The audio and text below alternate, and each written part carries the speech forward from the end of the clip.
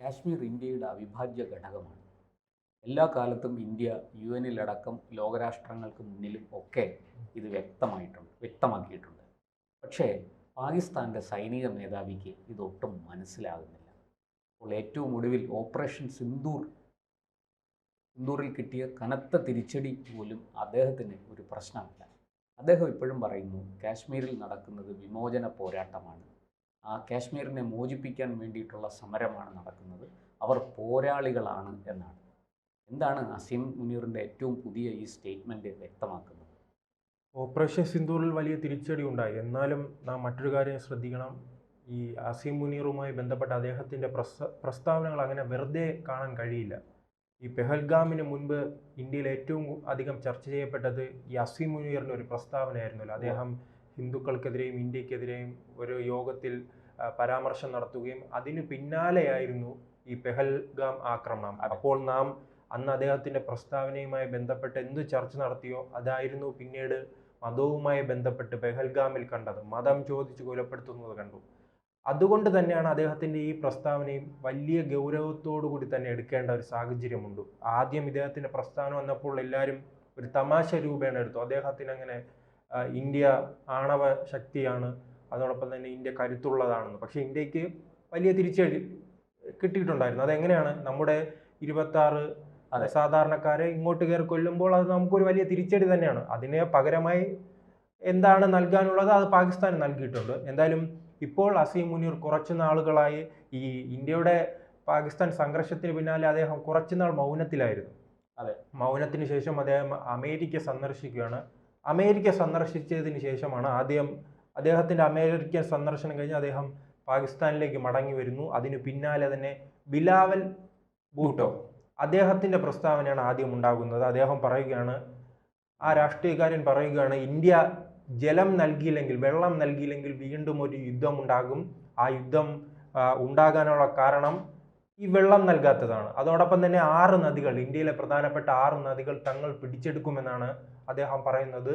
അവസാന ഘട്ടത്തിൽ നിങ്ങൾ ഇന്ത്യയോട് പറയുകയാണ്, നിങ്ങൾ വെള്ളം തന്നില്ലെങ്കിൽ യുദ്ധത്തിന് ഒരുക്കിക്കോളൂ എന്നൊരു മുന്നറിയിപ്പും കൂടെ നൽകുന്നു. ആ മുന്നറിയിപ്പിന് ശേഷമാണ് ഇപ്പോൾ അസീം മുനീറിൻ്റെ ഒരു പ്രസ്താവന ഉണ്ടായിരിക്കുന്നത്. കാശ്മീരിലെ ജനങ്ങൾ സ്വാതന്ത്ര്യത്തിന് വേണ്ടിയാണ് അവിടെ പോരാടുന്നത്, അതിനെ ഇന്ത്യ ഭീകരവാദ പ്രവർത്തനമായി ചിത്രീകരിക്കുന്നു, ഇന്ത്യക്ക് എല്ലാവിധ സഹായങ്ങളും നൽകാൻ ഞങ്ങൾ തയ്യാറുണ്ടെന്നാണ് പറയുന്നത്.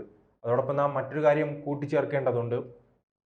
ഈ രാജ്യത്തിന്, പാകിസ്ഥാൻ എന്ന ഭീകരവാദ രാഷ്ട്രത്തെ പിന്തുണയ്ക്കാനായി പാകിസ്ഥാനും ചൈനയും ശ്രമം നടത്തുന്നു.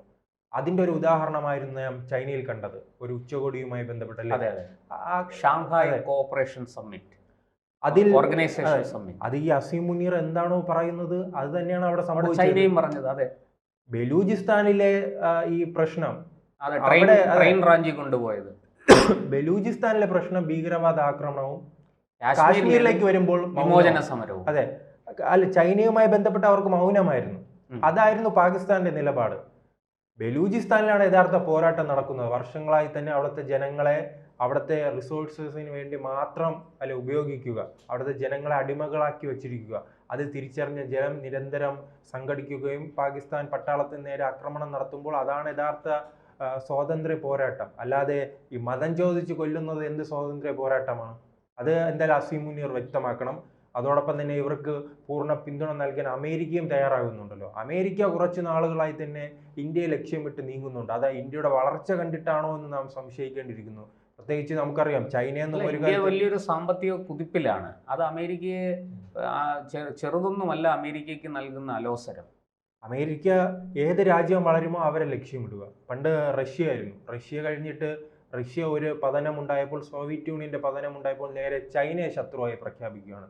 ചൈനയ്ക്കെതിരെ വ്യാപാര കരാറുകളുമായി ബന്ധപ്പെട്ട് അതോടൊപ്പം അവർ ഈ സമീപത്തെ രാജ്യങ്ങളെ കയ്യേറാൻ ശ്രമിക്കുന്നു എന്ന രീതിയിലുള്ള പ്രസ്താവനയുമായെല്ലാം അമേരിക്ക രംഗത്ത് വരുന്നു. ഇപ്പോൾ മറ്റൊരു ഏഷ്യൻ രാജ്യമായ ഇന്ത്യ വളരുന്നത് കണ്ടപ്പോൾ ഇന്ത്യക്കെതിരെ അവർ തിരിച്ചുവിടുന്നത് പാകിസ്ഥാനാണ്. അതുകൊണ്ടല്ലേ ഇന്ത്യ പാകിസ്ഥാൻ സംഘർഷം ഉണ്ടാകുന്നു. പാകിസ്ഥാന്റെ ഭാഗത്ത് നിന്ന് ഭീകരവാദ കേന്ദ്രങ്ങൾ, പാകിസ്ഥാനിലെ ഭീകരവാദ കേന്ദ്രങ്ങൾ ഇന്ത്യ തകർക്കുമ്പോൾ അത് ഭീകരവാദത്തിനെതിരെയുള്ള പോരാട്ടമായി ഇന്ത്യ പലതവണ ചിത്രീകരിക്കുമ്പോൾ അതിന് പൂർണ്ണമായി സഹായം നൽകുന്നത് പാകിസ്ഥാന്റെ പട്ടാളവും അതോടൊപ്പം തന്നെ അവിടുത്തെ സർക്കാരുമാണെന്ന് ഇന്ത്യ പലതവണ ഈ പല ലോക യുഎന്നിലടക്കം, അതെ, എല്ലായിടത്തും പ്രഖ്യാപനം നടത്തുമ്പോഴാണ് ഈ അസീം മുനീറിന് വലിയ സ്വീകരണം നൽകുന്നത്. അതുകൂടാതെയോ ആ സമയത്ത് അദ്ദേഹം യൂറോപ്യൻ രാജ്യങ്ങളും ലാറ്റിൻ അമേരിക്കൻ രാജ്യങ്ങളും സന്ദർശിക്കുന്ന സമയമായിരുന്നല്ലോ നരേന്ദ്രമോദി. അദ്ദേഹം ക്ഷണിക്കുകയാണ് അമേരിക്കയിലേക്ക്. എന്ന് പറഞ്ഞാൽ അദ്ദേഹത്തിന്റെ ലക്ഷ്യം അസീം മുനീറിനെ നരേന്ദ്രമോദിയെ ഒരേ വേദിയിൽ ഇരുത്തിയിട്ട് നാം കണ്ടല്ലോ ഒരു സമാധാന ഉടമ്പടി അദ്ദേഹം പ്രഖ്യാപിക്കും.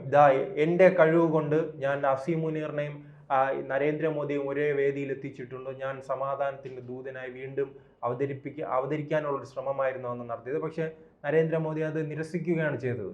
അദ്ദേഹത്തിന്റെ ലക്ഷ്യം ഇതായിരുന്നു. കാരണം ഇദ്ദേഹം നരേന്ദ്രമോദിയെ അമേരിക്കയിലേക്ക് ക്ഷണിച്ച സമയത്ത് അസീം മുനീർ അവിടെ ഉണ്ട്. അസീം മുനീറിനുള്ള സ്വീകരണം കൊടുക്കാനുള്ള എന്ത് യോഗ്യതയാണ് ഉള്ളത്? ഒരു ഭീകരവാദ രാഷ്ട്രം. അത് അവിടുത്തെ സൈനിക തലവൻ മാത്രമാണ്. തിരഞ്ഞെടുക്കപ്പെട്ട ജനപ്രതിനിധിയോ പ്രധാനമന്ത്രിയോ പ്രസിഡന്റോ വൈസ് പ്രസിഡന്റോ ഒന്നുമല്ല. വെറുമൊരു അവരുടെ എല്ലാം കീഴിൽ പ്രവർത്തിക്കേണ്ടുന്ന ഒരു ഉദ്യോഗസ്ഥൻ. പിന്നെ ഈ സൈന്യമാണ് പാകിസ്ഥാനിൽ ഭരണം നടത്തുന്നത്. വാസ്തവത്തിൽ രാഷ്ട്രങ്ങൾക്കാണ് സൈന്യമുള്ളത്. പക്ഷേ ഏതെങ്കിലും ഒരു സൈന്യത്തിന് രാഷ്ട്രമുണ്ടെങ്കിൽ അത് പാകിസ്ഥാനാണ്. കാരണം പാക് സൈന്യത്തിന്റെ കീഴിൽ വരുന്ന ഒരു രാഷ്ട്രം മാത്രമാണ് പാകിസ്ഥാൻ എന്ന രീതിയിലേക്ക് അവർ അധപ്പതിച്ചു കഴിഞ്ഞു. ഈ ട്രംപുമായി ബന്ധപ്പെട്ട ആ നാട്ടിൽ പ്രതിപക്ഷവും ജനങ്ങളൊന്നും ഇല്ലേ എന്ന് സംശയിക്കേണ്ടിയിരിക്കുന്നു. കാരണം ഈ ഭീകരവാദത്തിന്റെ ആദ്യത്തെ ഇരയായല്ലേ ഒരു വലിയ ഇരയായി മാറിയിരിക്കുന്ന അമേരിക്കയാണ്. ആ അമേരിക്കയുടെ വേൾഡ് ട്രേഡ് സെന്റർ തകർത്ത ഭീകരവാദികൾക്ക് അഭയം നൽകിയ ഭീകരവാദിയായ ബില്ലാദിന് അഭയം നൽകിയ ഒരു രാജ്യമാണ് പാകിസ്ഥാൻ. ആ രാജ്യത്തെ സൈനിക മേധാവിയെയാണ് വിളിച്ച് സ്വീകരിക്കുന്നത്. സദ്യ കൊടുത്തത് ട്രംപിനെതിരെ പ്രതികരിക്കാൻ അവിടെ ഒരു പ്രതിപക്ഷ പോലും ഇല്ലാത്ത രീതിയിലേക്ക് മാറിയിട്ടുണ്ടോ എന്ന് സംശയിക്കുന്നു. അല്ലെങ്കിൽ നാളെ ഒരു കാര്യം ഓർത്തു നോക്കും, നമ്മുടെ രാജ്യത്ത് മുംബൈ സ്ഫോടനവുമായി ബന്ധപ്പെട്ട ആഫീസ് സെയ്ദുമായി ബന്ധപ്പെട്ട് ഒരു സ്വീകരണം നൽകുന്ന ഒരു അവസ്ഥ ഓർത്തു നോക്കൂ ഇന്ത്യയിലേക്ക്. ആ രീതിയിലാണ്. അല്ലെങ്കിൽ പോകട്ടെ, ഈ ആഫീസ് സെയ്ദുമായി ബന്ധപ്പെട്ട് അദ്ദേഹത്തെ പിന്തുണയ്ക്കുന്ന പാകിസ്ഥാന്റെ തന്നെ സേനാ മേധാവിയെ നാം വിളിച്ചുകൊണ്ടുവരുന്നു. അല്ലെങ്കിൽ മുഹമ്മദ് യൂനിസിനെ നാളെ ഇന്ത്യയിൽ എത്തിക്കാൻ കഴിയുമോ? അതോടൊപ്പം തന്നെ ജമാഅത്തെ ഇസ്ലാമിയുമായി ബന്ധപ്പെട്ട് സമരം ചെയ്യുന്ന ആരെങ്കിലും ഇന്ത്യയിൽ എത്തിക്കാൻ കഴിയുമോ? അങ്ങനെ നമ്മുടെ രാജ്യത്തിന് തലവേദനയായി നിൽക്കുന്നവരെ ഒറ്റപ്പെടുത്താനല്ലേ ശ്രമിക്കുന്നത്. അവരെ ക്ഷണിച്ചുകൊണ്ടൊന്ന് സദ്യ കൊടുക്കുന്നത് എന്താ പറയണ്ടേ, സ്വയം കുഴിയിൽ ചാടുന്നതിന് തുല്യമാണ്. ട്രംപ് കുറച്ച് നാളുകളായി തന്നെ ഇത്തരം വലിയ പ്രതിസന്ധിയിലേക്ക് പോയിട്ടുണ്ട്. അദ്ദേഹത്തെ ഇനി ആരെങ്കിലും ഇസ്ലാമിക സംഘടനകൾ ഹൈജാക്ക് ചെയ്തിട്ടുണ്ടോ എന്ന് സംശയിക്കുന്നുണ്ടോ.